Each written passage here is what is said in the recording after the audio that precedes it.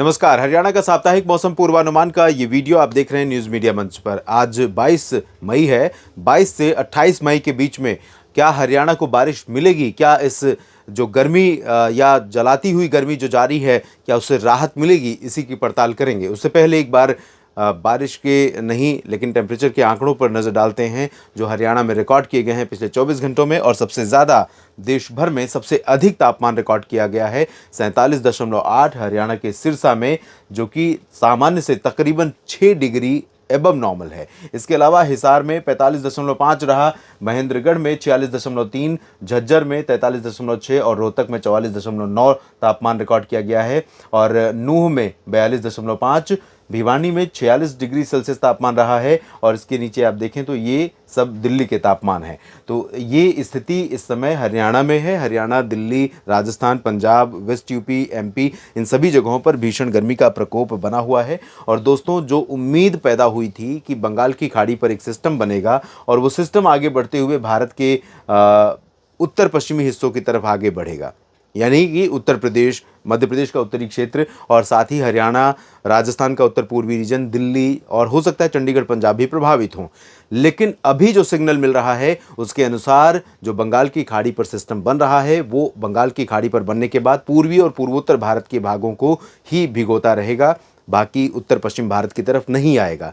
यानी सीधा प्रभाव उसका हरियाणा के ऊपर नहीं पड़ेगा। हरियाणा पर बाकी क्या प्रभाव पड़ेगा? अरब सागर की बात करते हैं, दूसरा जो मॉइस्चर का सोर्स है, जहां से मॉइस्चर आमतौर पर उत्तर भारत के भागों पर पहुंचता है, राजस्थान, गुजरात और दक्षिण पश्चिमी जो दक्षिणी पाकिस्तान का रीजन है उस रीजन से होते हुए, जिसके चलते बादल यहां पर डेवलप होते हैं। और ऐसा तब होता है जब कोई WD आए, WD के साथ स्ट्रॉन्ग सर्कुलेशन बने, इंड्यूस सर्कुलेशन, जो कि बंगाल के अरब सागर से नमी लेकर खींचना शुरू करे।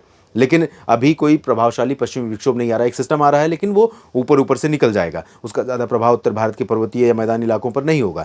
तो जाहिर सी बात है कि कोई सर्कुलेशन भी बहुत प्रभावशाली बनने वाला नहीं है। कोई ऐसी ट्रफ नहीं है। ट्रफ एक बन जरूर रही है हिमाचल से लेकर मध्य प्रदेश के बीच में, लेकिन उस ट्रफ के पश्चिम में शुष्क हवाएं पश्चिमी दिशा से चल रही हैं और पूरब में बंगाल की खाड़ी की कुछ हवाएं बिहार को पार करने के बाद बिहार में जो हवाएं आ रही हैं वो ऊपर उठ रही हैं, वो बादल बन रही हैं, बादल बनाने में उनका योगदान हो रहा है और उसके चलते वहाँ पर बारिश भी हो रही है। लेकिन आगे बढ़ने के बाद उत्तर प्रदेश के तराई वाले भागों पर पहुंचने के बाद जब नेपाल पहुंचेंगे तो नेपाल में कुछ जगहों पर ऐसे बादल डेवलप हो रहे हैं, उत्तर प्रदेश के तराई वाले क्षेत्रों में और उत्तराखंड में कुछ जगहों पर डेवलप हो रहे हैं। लेकिन ये हवाएं हरियाणा के ऊपरी इलाकों पर या पश्चिम पूर्वी रीजन पर यहाँ पर पहुँच तो सकती हैं आने वाले समय में, लेकिन इन हवाओं से सिर्फ उमस बढ़ेगी, बारिश हो जाएगी, ऐसी उम्मीद लग नहीं रही है।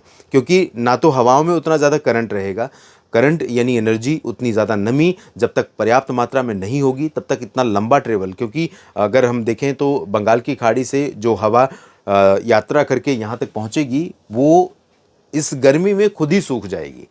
आप सोचिए जितनी तेज़ गर्मी पड़ रही है, जितनी भयंकर स्थिति बनी हुई है, धरती की सतह एकदम तप रही है, उसके ऊपर का ऊपर का जो वायुमंडल का हिस्सा, निचला हिस्सा है वो लगातार गर्म बना हुआ है और लू का प्रकोप बना हुआ है। तो ऐसे में हवा में जो नमी यहाँ पर आएगी भी वो उड़ जाएगी, उसका इवेपोरेशन हो जाएगा, वाष्पीकरण हो जाएगा और वाष्पीकरण ही कहीं ना कहीं बादल बनाने में काम आता है जो ऊपर पहुँचती है। लेकिन उतनी पर्याप्त मात्रा में नमी पहुँच ही नहीं पाएगी यहाँ पर कि कुछ हो। तो ओवरऑल चाहे सिरसा हो, फतेहाबाद हो, कैथल हो, कुरुक्षेत्र या यमुनानगर, अंबाला, पंचकुला और इवन चंडीगढ़ में भी, और इधर हिसार, भिवानी, चरखी दादरी, झज्जर, महेंद्रगढ़, रेवाड़ी, गुरुग्राम, फरीदाबाद, पलवल, नूह, इन सभी भागों में ओवरऑल पूरे 7 दिन मौसम बेहद गर्म और भीषण गर्म बना रहेगा। जलाने वाली, तपाने वाली ये गर्मी लगातार बरकरार रहेगी। इससे बचने के उपाय करने होंगे। बाकी बादल, बारिश और ठंडी हवाएं जैसी कोई मेहरबानी, कोई कृपा नहीं बरसने वाली है इस सप्ताह के दौरान।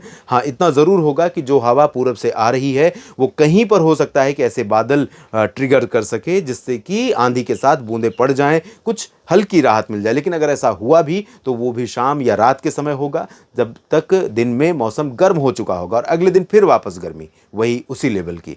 तो फिलहाल गर्मी से बचने के लिए तैयार रहिए, उपाय करिए कि कैसे आपको इस गर्मी से मुकाबला करना है। मवेशियों का ध्यान रखना है, अपनी फसल का भी ध्यान रखना है, लेकिन आपको अपना भी ध्यान रखना है। जब आप खेतों में काम करने निकले या बाहर कोई भी काम कर रहे हैं तो अपना ध्यान जरूर रखिए और लगातार मेरे साथ न्यूज़ मीडिया मंच और मौसम तक चैनल पर बने रहिए ताकि मौसम का हर अपडेट आप तक पहुंचता रहे। धन्यवाद।